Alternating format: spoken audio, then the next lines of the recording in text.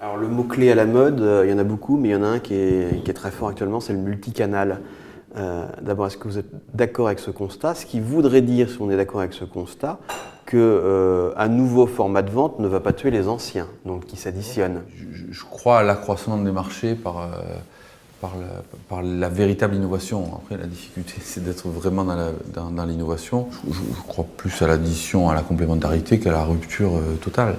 Alors le drive, par exemple, c'est une tendance durable, c'est 1,9% de part de marché, il y en a 800 actuellement en France. Quelle est votre analyse sur le phénomène drive? C'est-à-dire qu'on a une profession qui n'a pas cru au e-commerce, pour un tas de raisons sur lesquelles on pourra revenir, alors que je pense que même dans l'alimentaire, le e-commerce a tout à fait sa place. Il faut le prendre différemment, c'est tout.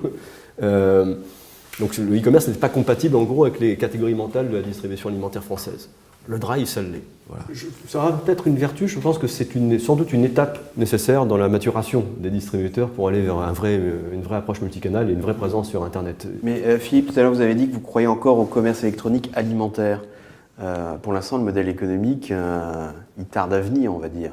Et très franchement, pourquoi voulez-vous que ceux qui aujourd'hui, l'oligopole aujourd'hui, qui maîtrisent parfaitement le secteur de la distribution alimentaire, pourquoi voulez-vous qu'ils se précipitent pour créer une brèche dans leur système, quasiment le tour de tous les distributeurs alimentaires? Je leur ai montré ce que fait Amazon aux États-Unis sur l'alimentaire. D'abord, ils ne connaissaient pas.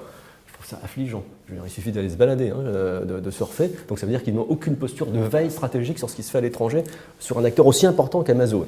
Et Amazon aux États-Unis a abordé le e-commerce alimentaire de manière totalement différente de ce qu'on a fait en France, sont partis d'une démarche servicielle. Comment on peut rendre un service à nos clients, comment on peut les débarrasser d'un problème. Donc ils ont inventé une formule d'abonnement, qui n'est pas juste une liste de courses, abonnement à géométrie variable, je ne vais pas rentrer dans les détails ici, qui effectivement, si c'est bien mené, alors je ne sais pas comment c'est fait au point de vue opérationnel, décharge complètement le consommateur de devoir se soucier de remplir son frigidaire ou ses placards. Voilà, aucun des Français n'a inventé ça, parce qu'ils n'ont pas pensé client. On revient sur ce que je disais tout à l'heure, ils n'ont pas la culture du client, donc du coup, quand ils font du e-commerce, ils transposent le magasin physique en ligne sans rajouter de valeur ajoutée servicielle. Je ne suis pas sûr que l'expérience d'Amazon soit une expérience qui va bouleverser la donne, y compris aux États-Unis.